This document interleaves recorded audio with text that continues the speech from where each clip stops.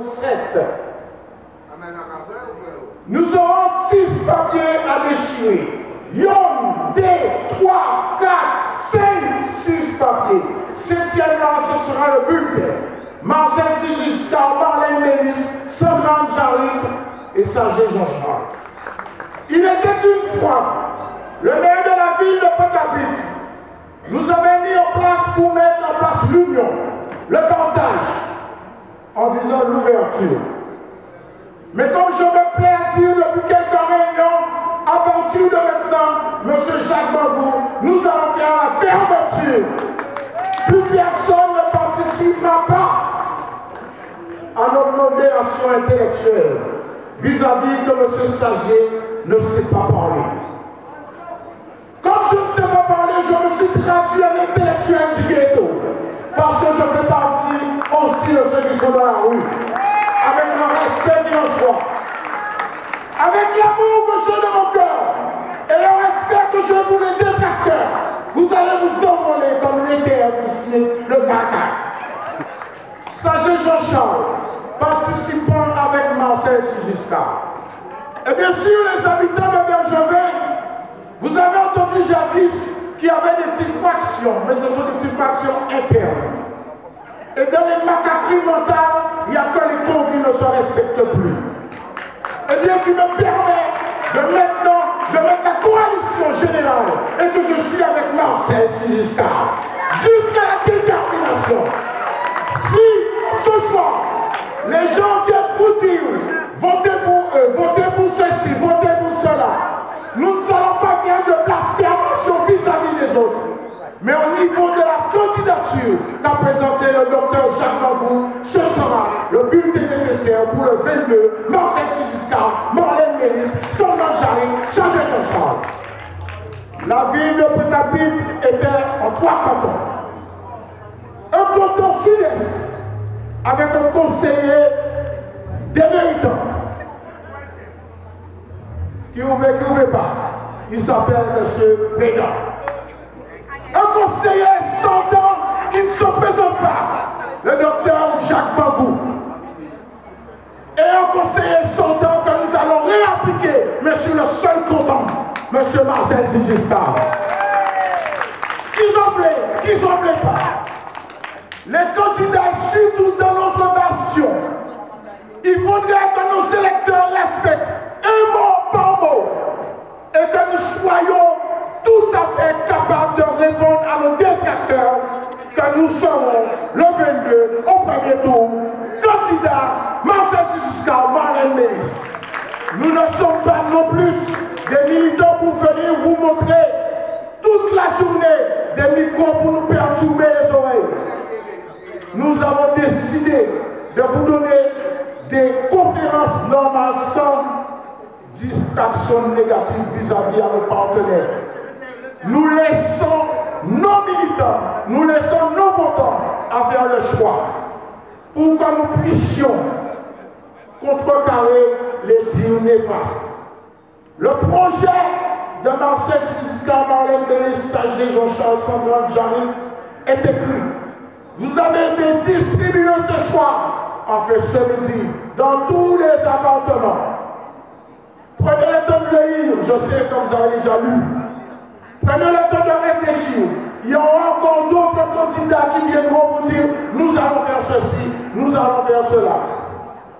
Vous faites ce que vous avez à faire.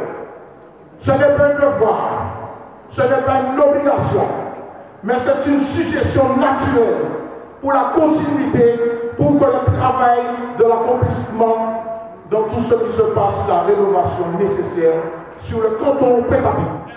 La délégation qui va nommer Marcel Sigiscard, vos votes aux urnes permettront d'aller directement gérer tout ce qui va se passer.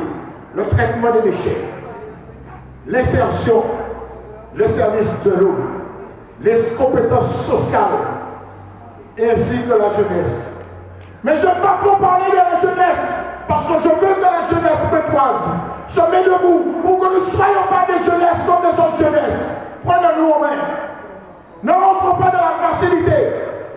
Et la délégation que le maire a donnée au niveau de sa ville, responsable, insertion et à l'emploi. Nous sommes obligés de traiter cas par cas. Nous ne pouvons pas faire notre travail. Si vous donnez les 1300 jeunes qui sont déjà passés dans notre réserve, on ne pourra jamais supporter ce cas-là. Mais nous avons aussi des compétences. Et vous allez aussi nous donner des compétences au niveau du Conseil général. Pour qu'au fur et à mesure, vous présentez des dossiers. Et que ces dossiers-là, nous puissions vous accompagner. Et quand nous allons vous accompagner, nous serons le miroir de la Guadeloupe. Comme nous l'avons toujours été. À mon actif pour la ville de Pointe-à-Pitre, 1300 jeunes concernés auditionnés. 762 jeunes passés en insertion. 73 jeunes passés en contrat d'avenir. À la réalité, on ne peut pas s'en donner. 33 jeunes ont eu un emploi en CDI. 7 jeunes ont permis de monter leur propre entreprise.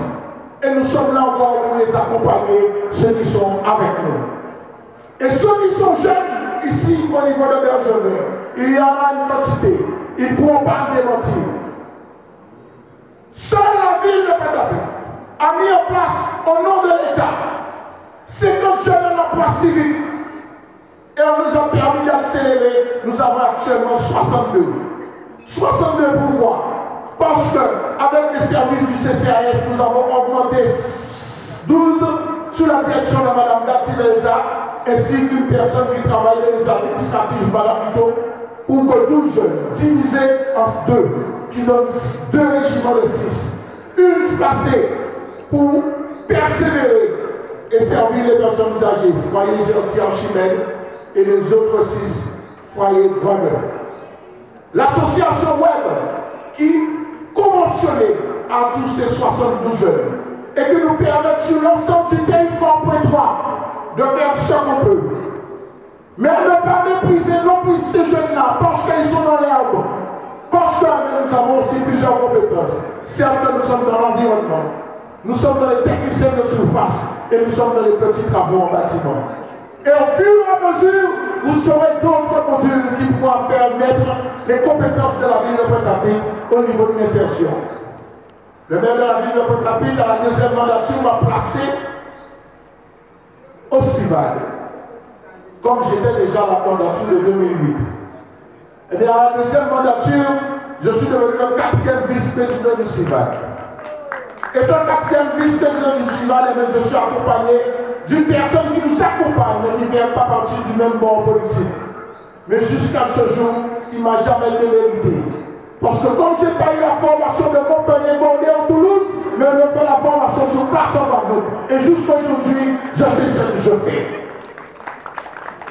J'ai les capacités mentales à conquérir avec ceux qui se traduisent d'une manière plus intellectuelle comme M. Sager. Mais dommage pour vous, mes parents m'ont fait d'être intelligent. Avec mon intelligence, je pourrais gouverner ceux qui ont aussi beaucoup de maîtrise intellectuelle, mais qui n'ont pas capitalisé, qui n'ont pas tropicalisé leurs intellectualisations au niveau de leur pays Guadeloupe. Je m'en fous d'eux, mais avec Bernard Mambou, avec Marcel Sigiscard, avec Marlène Mélis, avec Sondel Saïd, nous allons créer le diplôme de Québec de M. Sager. Yo yo! Yo yo! On va fonctionner.